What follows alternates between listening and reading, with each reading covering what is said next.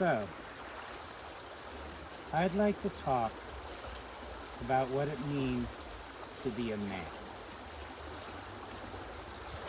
I did not grow up with a positive view of masculinity. I was raised in a somewhat misandrous family. There wasn't really a man in my life growing up, at least not through my early childhood.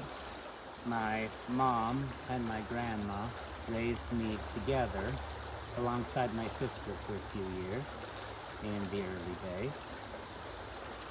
When I was growing up, I used to hear stories about the evils of men.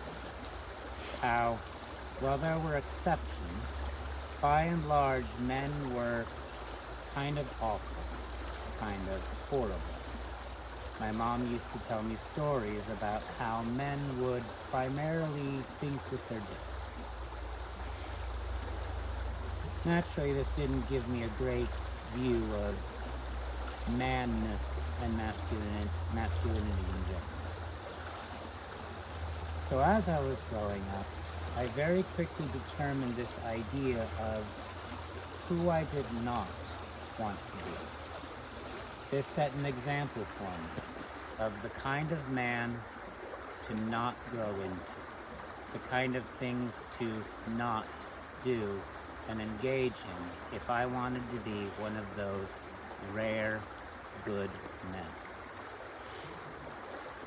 And I held this view for a while, for probably longer than is healthy.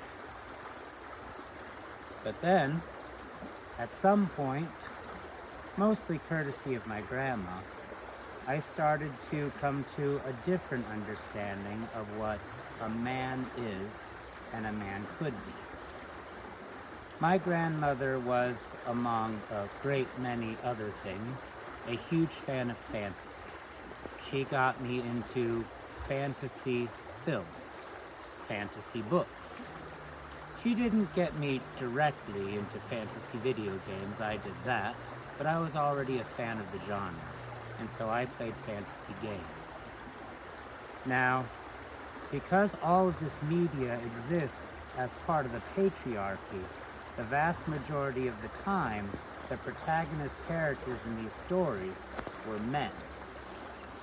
It's just unavoidable. We live in a male-dominated society, and so we have male lead characters. But there's one thing that I couldn't help but notice as I watched my fantasy films and read my fantasy books and played my fantasy games, is that these men stood for something. For the most part, they stood for something that was very different than the image of maleness and masculinity that had been ingrained into me growing up. A lot of the time, these men were literal knights in shining armor. I mean, knights in armor kind of go with the whole fantasy vibe, but even when they weren't, even when they were just some guy, the male characters in my fantasy books and movies and games were compassionate and courageous. They were men of values who stood for something larger than themselves. By and large, the vast majority of the time, they were men who were determined to protect something, who stood up for the marginalized and the disenfranchised, for the humble and the meek. They stood up for the poor. They stood up for the downtrodden and fought whatever powers existed at the time to make people's lives horrible. The men in these stories, they existed primarily to make the world better. That's what they were for. They were there to make things better. And this is what I began to internalize as I was growing up. This idea of what a man is and a man is supposed to be. A man is supposed to be compassionate. A man is supposed to be courageous. A man is supposed to go out and make the world better, to protect people, to stand up for people, especially the people who are the most downtrodden. And a man is supposed to be willing to do that up front and in public. A man doesn't hide. A man doesn't hide their face. A man doesn't hide their name. They stand up brazenly in whatever way they have to make the world better and advocate for the people who are less fortunate than them. That's what a man is.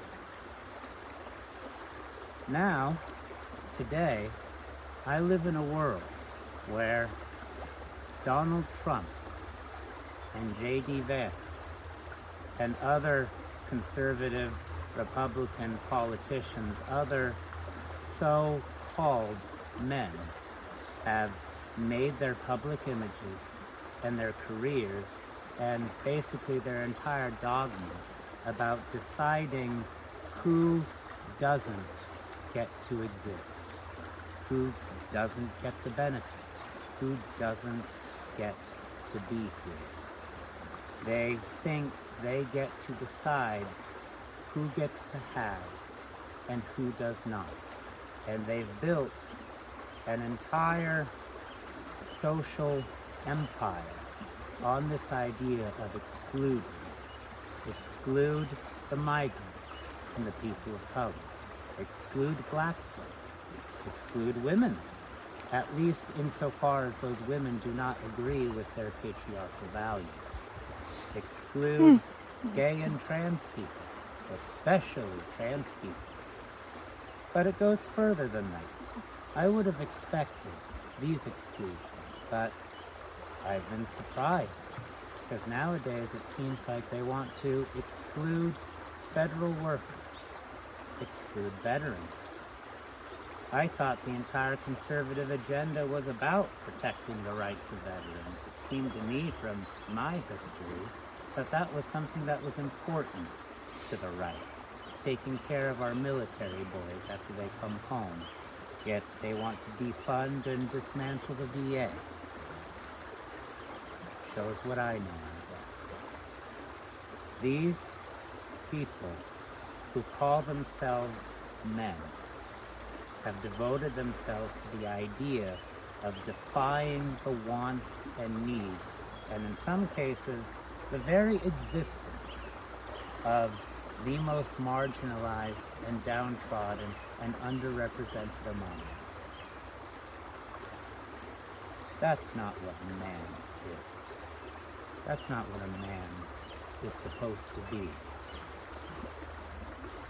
I don't think you can be a good man and be okay with what is happening in our country right now. I don't think you can be a good man and be okay with seeing migrants being deported by the tens of thousands, lodged into concentration camps, or sold into Venezuelan work prisons. I don't think you can be a good man and be okay with seeing women's bodily autonomy stripped away and seeing 12, 13, 14-year-old girls forced to carry their rape babies to term because doctors in Texas are too scared of litigation to operate on them and give them necessary feminine care in the form of a vital abortion. I don't think you can be a good man in this country and see trans people effectively wiped off the face of our national earth, to see their very existence denied by executive orders that say there are only men and women, despite everything that legitimate science has to say on the subject. I don't think you can be a good man in this country and see our veterans stripped of their medical career, their medical health, and their careers. I don't think you can be a good man in this country and see federal workers a huge percentage of whom, I might add, are the very veterans we're supposed to care about, stripped of their jobs because some bigoted asshole has decided he doesn't want these agencies spending our tax money to provide social services for the people who desperately need them. I exist in a juncture in our society where I have to decide what it means to be a good man, the kind of man that my family raised me to be, that I aspired to be since I was small and growing up. These men who are doing these things, they are not good men.